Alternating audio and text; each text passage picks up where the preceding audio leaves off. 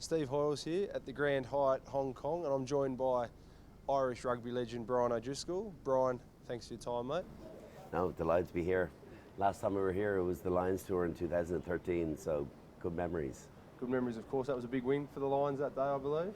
Yeah, no, we had, even though I didn't play a part in the third test, we finally got a series win, so that's the important part.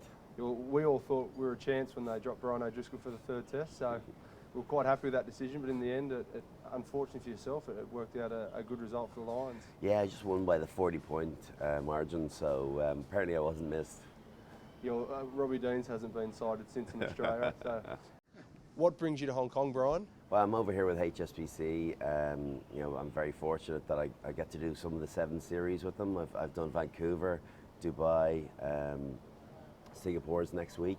So, the big thing is about breaking new ground and trying to, I suppose, publicise the game to places that aren't synonymous with rugby. Hong Kong's been here for 30 odd years, but to grow the brand of rugby and sevens in particular, it's an easy fit. It's an easy game to understand for people that don't know a huge amount about it. So to be able to come over here and promote it in any shape or form, what a great time I'm having. Well, you have a good time, I can imagine. What about back home in Ireland? It's been quiet for a long time, the sevens game in Ireland. Yeah, so when I started in '99, we had a sevens team, and only that I got capped quite young as a 20-year-old. I never actually got the opportunity to play over here. But I think it came down to money, and you couldn't have a situation where our 15s game was struggling as a result of our sevens being very popular. We don't have the player base in Ireland, so it was disbanded, I don't know, early 2000s. But now, thankfully, it's been reignited, and a lot of young guys are getting the opportunity to play in front of big crowds in big stadia. Granted, we're not here in Hong Kong yet, but 3, 4, 5 years, hopefully, we'll be back in the mix and competitive. Yeah, I'm going to talk now about Australian rugby. I know you've got some ties there with Michael Checo. Do you see any similarities to what he's done with the Waratahs and the Wallabies as to what he did with your provincial side Leinster? 100%. We were in a bad place when he came in 2006. I think we probably took a big chance with him because he was a Randwick coach, very limited reputation. But what he did was he came in and he gave us an identity. He kind of generated our culture in understanding what we needed to do and needed to be.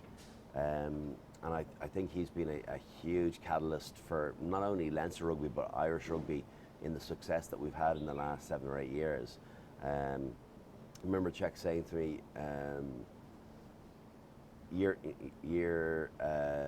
2 we're going to win the Pro 12 or the Magners League as it was back then, and year 3 we're going to win the Heineken Cup. As it transpired, it was year 4 and year 5. Like, I'm not going to shoot him down for that. Well, I think he made up for it because when he came to New South Wales, he said he'll win the Super Rugby in year 3, but he managed to do it in year 2. So maybe he dragged a year back there. There you go, right? So he's always an overachiever, that guy. that checks. Yes, he was. Let's talk about when Australia play England in the June series. As an Irishman, you love to hate the English, I hope, like we do. Eddie Jones is coming out to Australia to play against his old foe.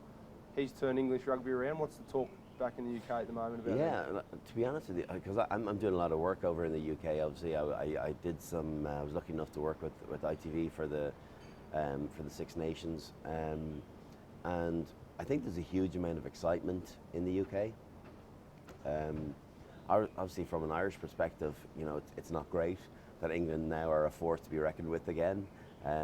They kind of went through a lull period for 3 or 4 years. That they probably weren't the standard that that you would expect of them, with their player base, with the quality of individuals. Eddie Jones has got them playing a brand with a confidence that only Eddie Jones can kind of allow to filter down through into his team, and to win the Grand Slam for them, with his first tournament, is obviously absolutely enormous. But what I like about them all is they're talking about how this is just the beginning of the New England, and I think they're going to be a proper force to be reckoned with in years to come. So in a 3-test series against Australia, who are you going to tip? I really did. I do fancy England. I do. I think they'll definitely win one. Yeah. And possibly, probably is a bit excessive, but possibly two. I think they've got a couple of other guys coming back from injury. Maybe in Australia you don't know a huge amount about Henry Slade, very, very, very good player. Plays 10, 12, 13. And Manu Tuilagi, I played with him on the Lions Tour in 2013, and he is exceptional. He's been out for 18 months, but he's just coming back to form, and he is killing it. I was speaking to a Leinster fan last night, and he said Leinster are going well this year. Leicester, going well on the back of Tuilagi, so he's back to full form. They're talking. Yeah, and I think he's able. People see him as he's a big guy. Yeah, he's Samoan. No, he's Samoan extraction, but he has lovely subtlety to his game. Yeah. He's able to attract defenders, make them look in on him, and then he delivers the ball out the back. Offloading game, passing game. So he's the real, he's the full complement. I loved playing with him, and I hated playing against him. That's a fair rap. You hated playing against him. Back to a bit of more light-hearted stuff in Hong Kong. I've never been to Hong Kong. Never even been out at night. First night, last night. Any favourites for Brian O'Driscoll? Any places to head after? Well, I'm a bit like you, to be honest with you. I'm as much as I did it last year. I don't really know what's going on in Hong Kong myself. So, the company that you find yourself in tends to drag you down. So Georgie Gregan, and I hung out with Matt Burke last night. It was the first time ever that I actually saw him without a tie on. But he still looked immaculate. Was he reading the news from Hong Kong? He's our sports news reader. I know. No, he kind of felt as though it was a small bit of Ron Burgundy. While I was chatting to him, I was like, camera's not rolling here, man. Yeah. It's good. Well, we had a good catch up. Hong Kong grips you. It's a dangerous place, but it's a great place. You're guaranteed to have good fun. On that note, Brian O'Driscoll, thanks for spending a bit of time with me, and enjoy the Hong Kong Sevens. Can't but. Cheers. Cheers, mate. Thanks, mate.